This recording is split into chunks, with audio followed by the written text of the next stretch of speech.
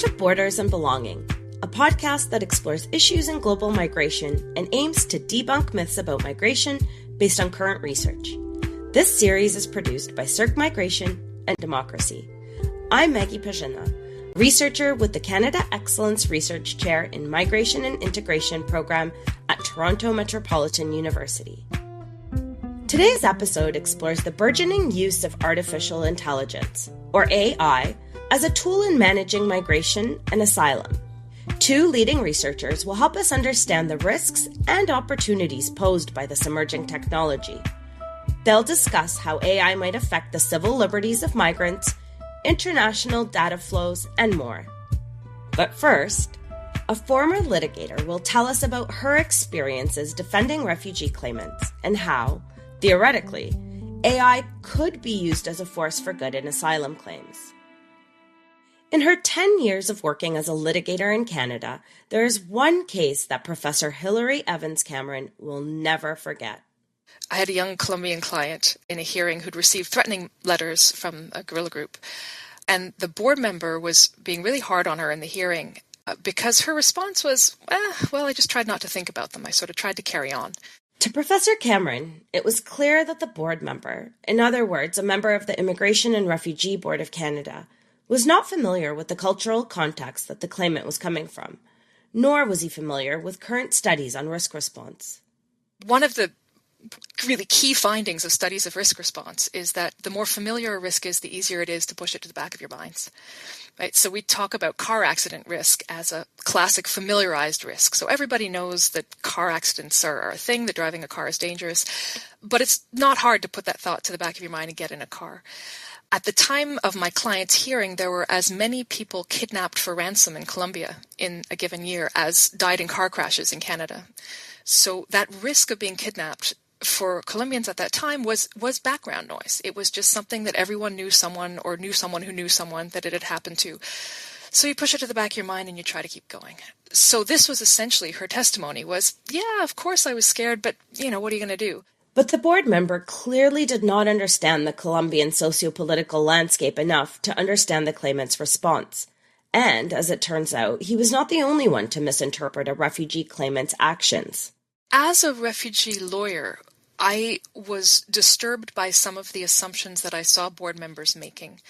They were assumptions that I thought were probably, not very solid in light of the social science. So, for example, board members would assume, if you were really at risk, you would have fled as soon as the danger arose. And we have at this point just decades worth of studies of people from, disaster areas, earthquake warnings, floods, fires, all kinds of different dangers that come up. What is it? Why? How is it that people say, well, you know what? I think I can ride this out, or I'm gonna stay a little while longer and see if it gets better. Right? We have all kinds of now, a deeper understanding of what is it that might explain why somebody doesn't just up and flee at the first opportunity. So as a lawyer, I was pulling together some of this research and submitting it in my clients' hearings and trying to convince board members to think about those assumptions. Eventually, Professor Cameron realized that she wanted to go beyond trying to convince board members while on the job.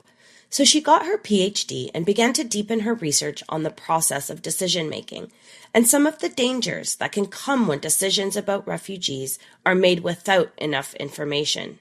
So refugee hearings are this sort of paradigm example of decision-making under profound uncertainty.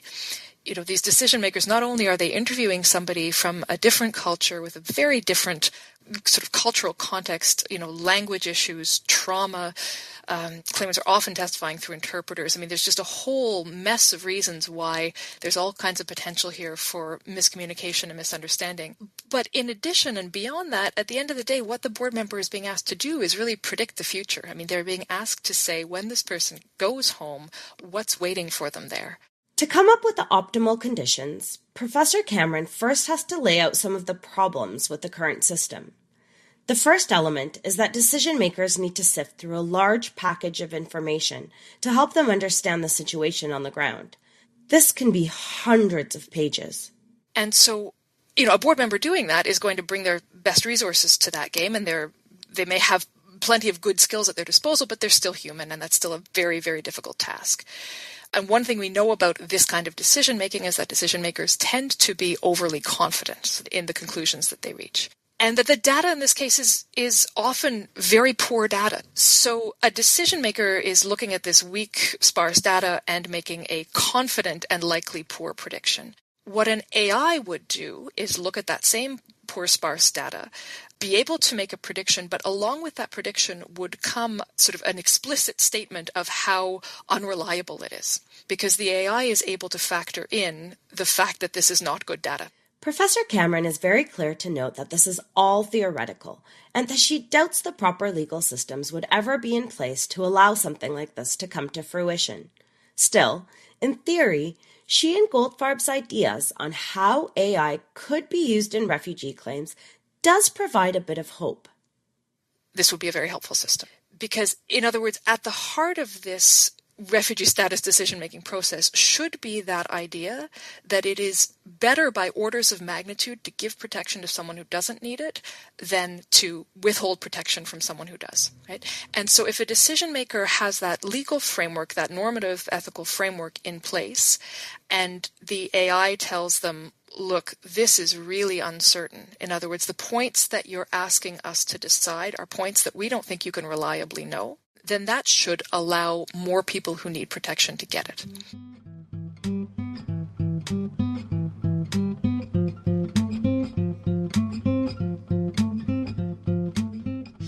Hilary Evans Cameron is an assistant professor at Toronto Metropolitan University's Lincoln Alexander School of Law.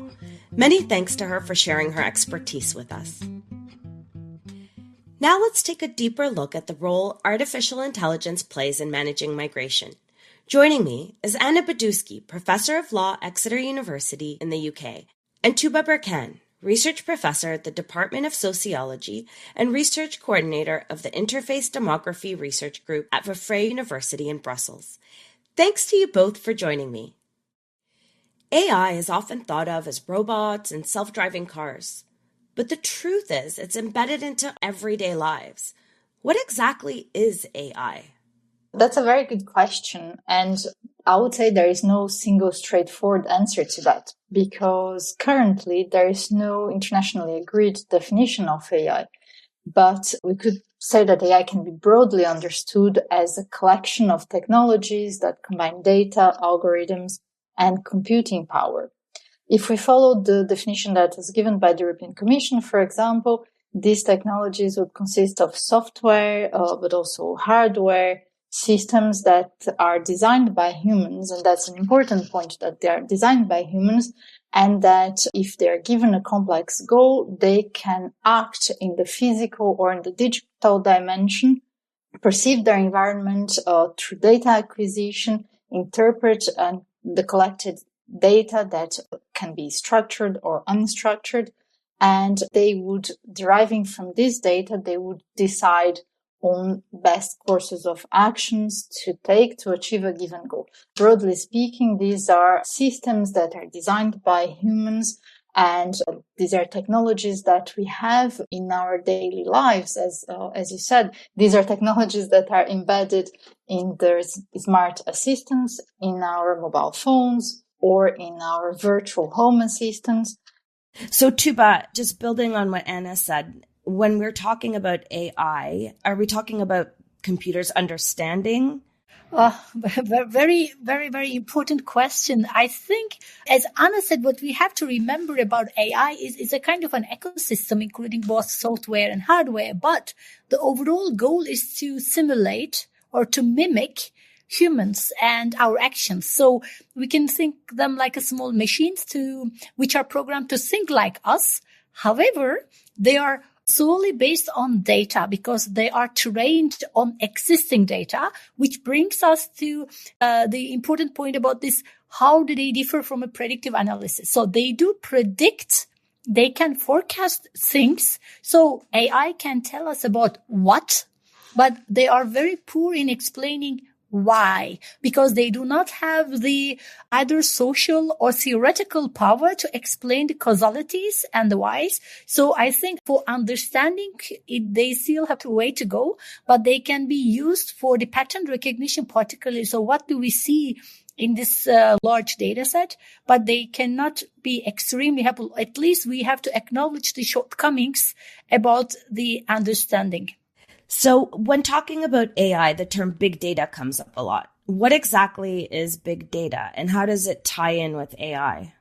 From my research, what I notice is that indeed there is this linkage between AI and big data. As Tuba rightly pointed out, AI systems are based on data. They need to be trained on these data sets. And some of these data sets might be what we would qualify as big data. So these large, complex, variable data sets that need computer power to be analyzed because of their size, their complexity, their multidimensional aspects, their variability. So a human being will not be able to analyze that vast data set, but we need a computer to do so. And that's probably the link where we see more and more this relationship between big data and AI. I can add that the very common definition of big data by Demara since 2006, we are talking about 4 specific characteristics of data. So not every data can be big data.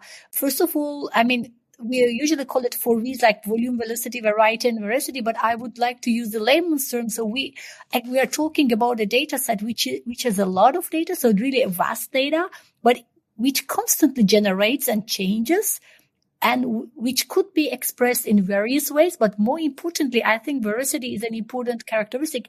It has a lot of errors.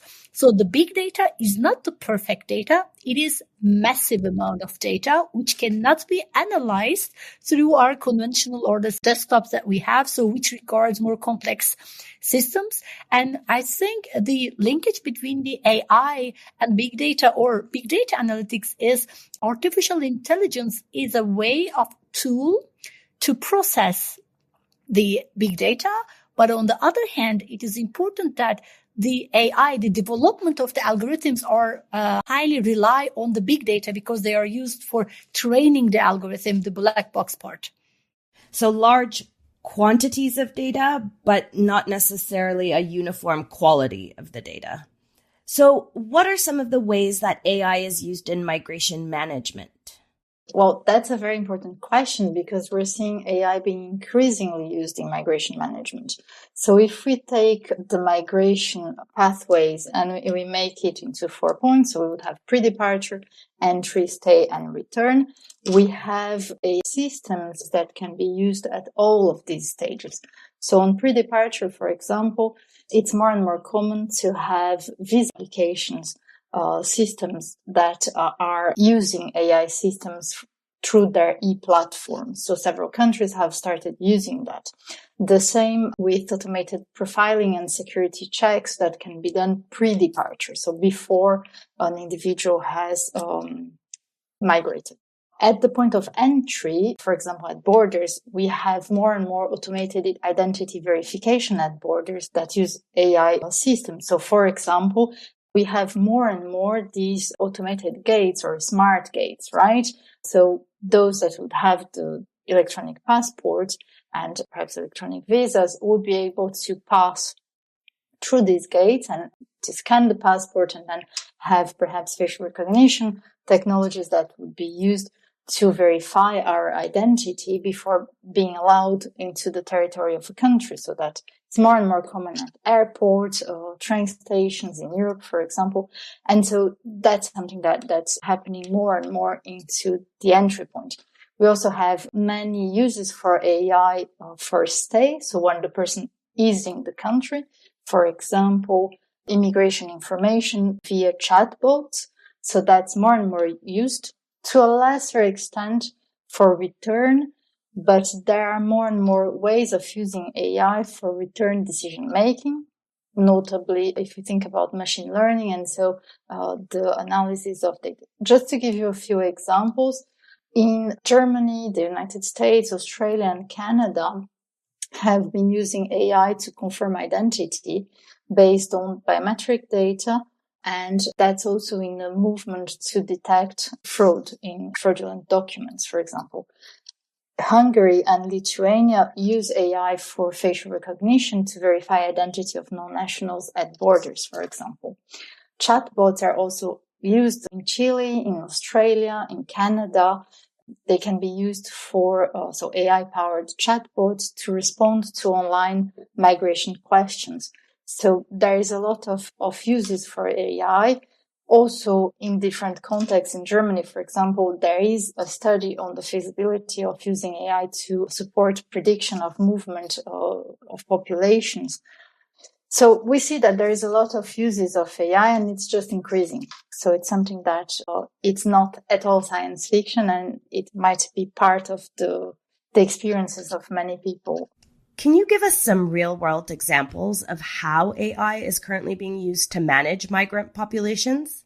We have the UNHCR, for example, so the UN Refugee Agency has been developing a project called Jetson, that uses artificial intelligence and other technologies to collect a number of data and analyze that data in order to predict movement of populations in Somalia. They would use a different number of information, of data, ranging from environmental data, so whether there would be dry weather in a certain region, whether information also about conflict, for example, if there is some tensions in a region, and use this model to try to predict whether there will be movement of population in that area. Also, data coming from the cost of things in that area, the cost of stocks, for example, animals, or how much would be the price of that in their market. And so all of these can give insights to humanitarian organizations such as the UNHCR to better prepare, right? So if we know that there will be movement of population in a certain area, because of all this data with the support of AI systems is pointing out in that direction, it's better to allocate resources to the teams operating in that field. So that's an example of how AI could be used in that context. But it's also for the context of, for example, economic migration, on how we would have visa applications that could be using AI systems that would do this initial triage of applications. So have this traffic light system where you would have red, amber, and green. So the application would come in, and that would be something that states are using more and more. I'm going to give examples from Germany and Latvia where they use the same AI system, particularly focusing on the language and dialect identification for two different reasons.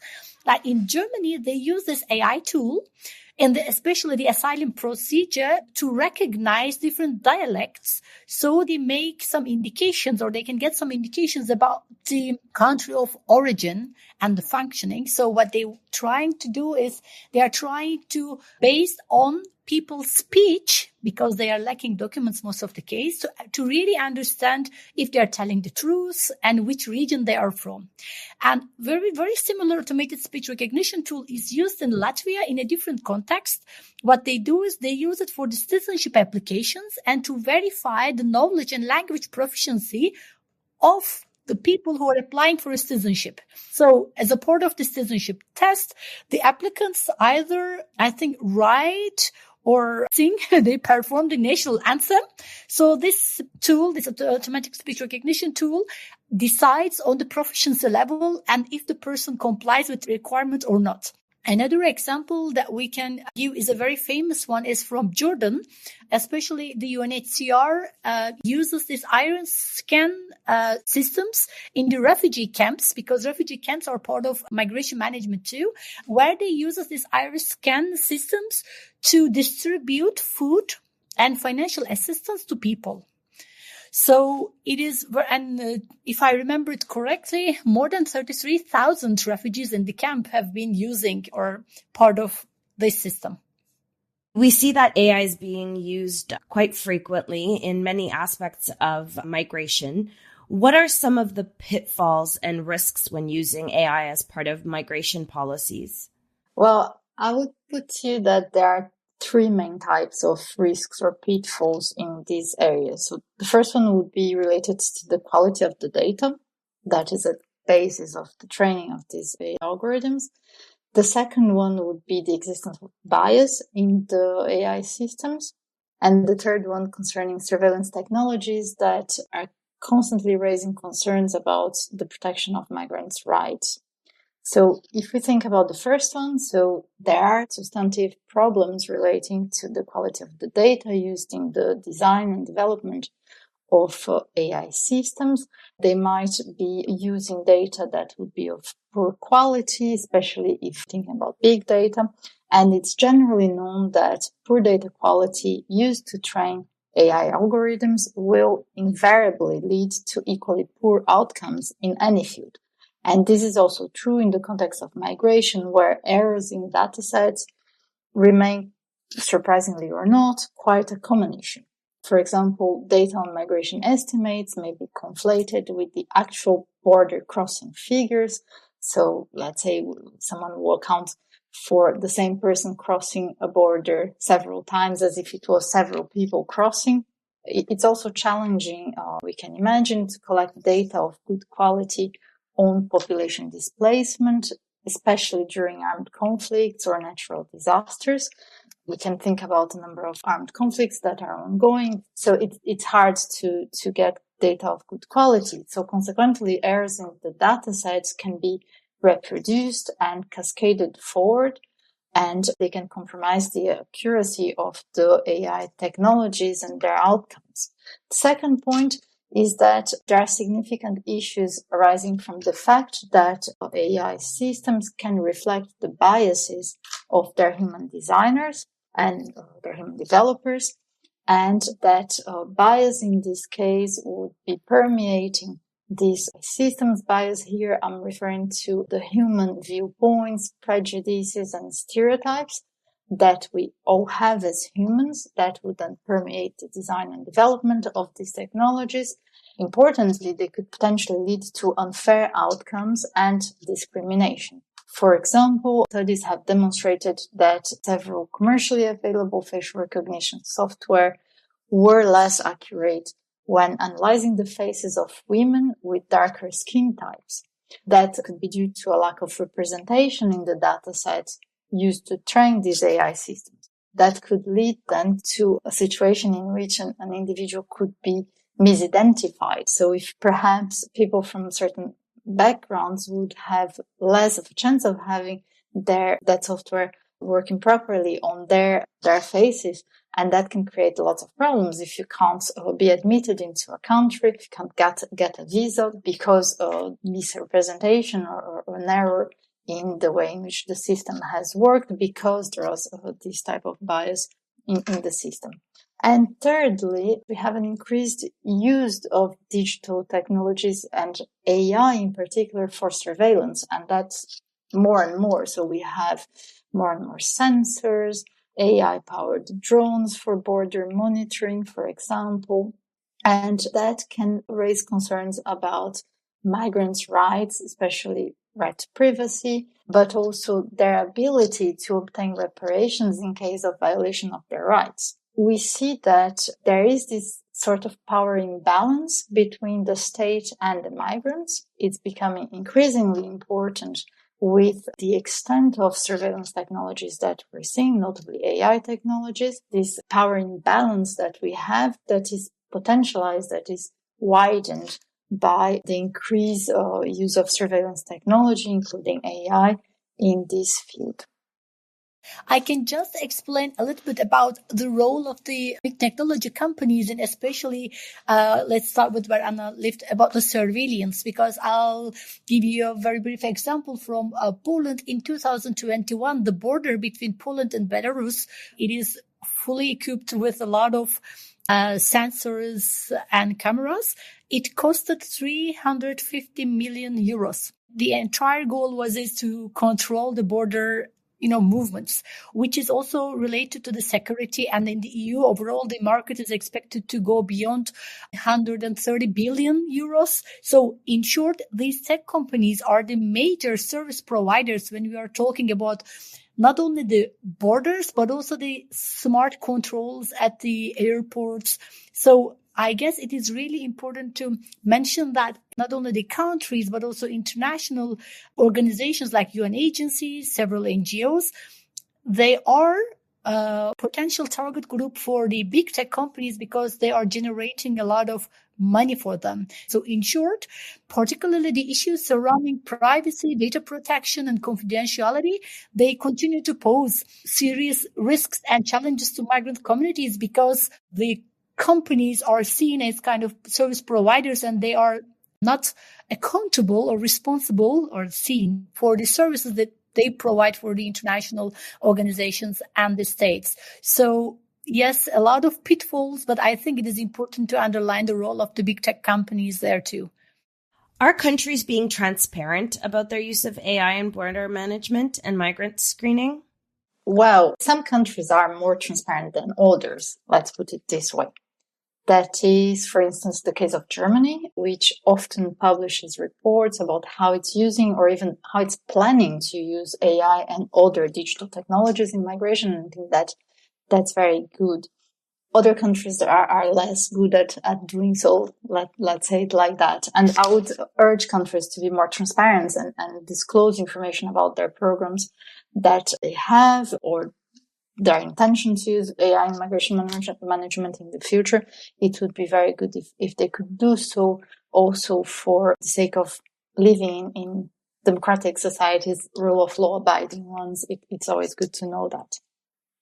Countries or the international organizations being transparent does not 100% satisfy the ethical responsibility of the use of AI in a way that AI itself is a black box. So just to clarify, when you talk about the black box problem, basically what you're saying is that AI algorithms sift through so much data that even those who wrote the code can't really explain how a certain decision or prediction was made. So we can consider the cases where, for instance, automated decision-making is being used on either residence permit decisions or asylum decisions. Even the users or the policymakers or this end users of this tool cannot really know what's really going on in that algorithm. So it is important to remember that besides the biases and the pitfalls that we mentioned, AI systems are not very easy to explain and understand because of this black box characteristics. So yes, I think more countries should be more transparent about their use, but on the other hand, the purpose of use is being questioned more often than the use of it.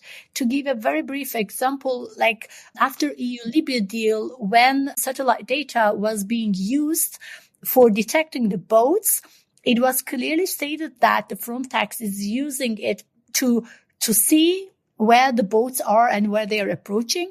But a lot of civil society organizations and public claimed that this tool was being used to send the boats back and prevent them from entering the Italian water borders. So in short, the use, yes, it is important to know what type of tools have been utilized, but it is also important to know more about the intentions and the content of the tool, I'd say. We all benefit from AI in some way as part of our everyday lives. Does AI provide any benefits or opportunities for migrants? Well, I think it can be, depending on how the systems are designed and developed, and especially how they're used in practice. For example, AI technologies have the potential to support humanitarian organizations, for example, to anticipate humanitarian responses by supporting this prediction of patterns of displacement. They could give crucial insights and information about migration and displacement of population to this organization that could then act proactively and faster to help migrants in the field. A lot depends on how states themselves, how they will decide to use these technologies as well. On the one hand, we could have states that may want to use these technologies in a good way if having advanced knowledge of migration influxes could lead to better planning, better preparing their reception capabilities. That would help these states to give better conditions to migrants. But on the other hand, we see that states may use these technologies to reinforce their existing non-entry policies. It's the use of these AI capabilities not to support the reception of migrants, but rather to send them back to places that they may fear for their lives or for their freedoms. And that would be contrary to international refugee law. It all depends as well a lot on how the states would implement them. As Ana said, especially the use of AI by the humanitarian agencies and civil society is very common, and it is being really actively effective because if to give a particular example, the Doctors Without Borders have been working with academics from Austria as well as some scientists to use the remote sensing, so the Earth observation data, especially help people, internally displaced people, after specific disasters. So they do know where the help is needed, when needed, what will be the size of the resources, so they can really use the real-life data, real-time data, to facilitate the humanitarian aid to people who are really in need. Or Sea-Watch, another civil society organization, which also has a lot of academics and scholars on board. They are also trying to help the refugee boats, to reach the coast safely by using big data and some AI technologies. But on a higher level, I think I can give two examples which are very much linked to migrant integration. So it is after arrival, the stay period of migration.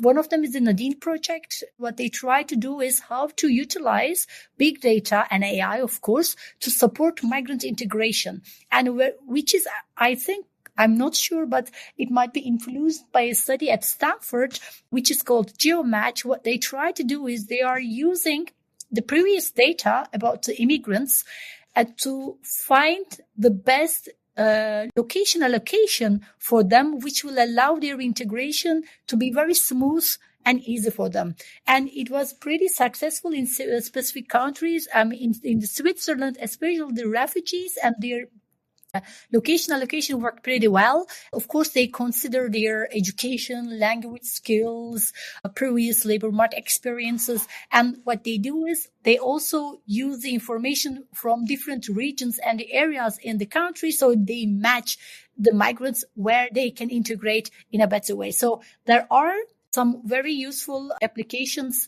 of different AI tools. But as Ana said, it is more about the intentions and what could be done more with what we have already in hand in terms of these emerging technologies. Looking to the future, what do you think needs to be addressed as AI evolves? Well, I think AI can be used to support human decision making, and there are a number of examples that we're talking about that AI could be helpful to support human decision making, to streamline repetitive processes, notably those that are largely focused on reviewing paperwork. But, and I'll make this a strong point, AI should not replace human decision-making in migration. And even when supporting humans in their decision-making, I think it's essential to bear in mind that we humans, we also have what we call automation bias, this tendency that we humans have to trust the solutions or the outputs that are offered by the machines, even when we have a feeling that the solution proposed by the machine is not correct. Like, have you ever trusted your GPS in your car and then found yourself driving to a very narrow road where cars should not be allowed in? So that's automation bias. You had that feeling that was not right, but you said, oh, maybe the GPS is right because it knows better. It's important that we take that into consideration. So we might have AI to support decision making, but we need to not overly place our faith in these systems because they can be biased, and we also have our own automation bias. And on top of everything, migration is a very complex phenomenon that is not easily managed. And the decisions that are made in the context of migration have a very direct impact on the lives of individuals. These are decisions that relate to whether someone gets a visa and does move to a different country. It's a complete life-changing experience. Or if someone gets a refugee status, it's immensely important for that individual and it's really life-changing. So I think it's important that we raise awareness about the risks and the opportunities about using AI in migration, and that organizations, but also states, are more transparent in the way that they use these systems in the context of migration management. So I think that that's something that I would see for the future. when we are talking about the direction of AI, we can, of course, discuss about all the ethical concerns that we have or all the potential challenges that we need to tackle. But it is also important to acknowledge that there is no way out. So we cannot avoid AI. It's been there, and digitalization is really getting in our lives every other day. So there is no way to escape, which brings us to the fact that we should also talk about our role as the public, as human beings, as migrants, how to shape or how to say a word, the things are being done. What I'm trying to say is that when we are talking about AI on the street with the regular people, what they would say that they mostly at the very beginning, as you said, saying, oh, they are thinking about self-driving cars, very complex robots, but AI is everywhere in our daily lives, and they are produced mostly by computer scientists and developed by AI, by the data scientists.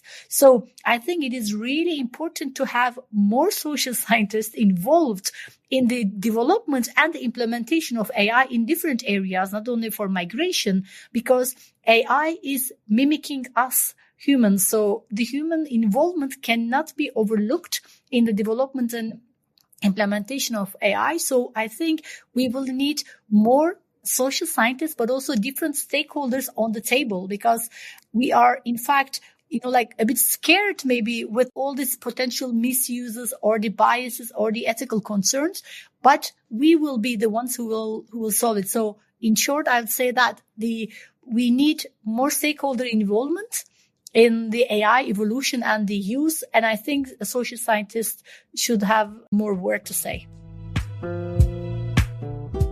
Thanks to Professor Beduschi and Professor Bircan for joining me today. And thank you for listening. This is a Cirque Migration and Democracy podcast produced in collaboration with Lead Podcasting. If you enjoyed the episode, subscribe to Borders and Belonging on Apple, Spotify, or wherever you get your podcasts. For more information on the use of AI in migration management, please visit the show notes. I'm Maggie Perzyna. Thanks for listening.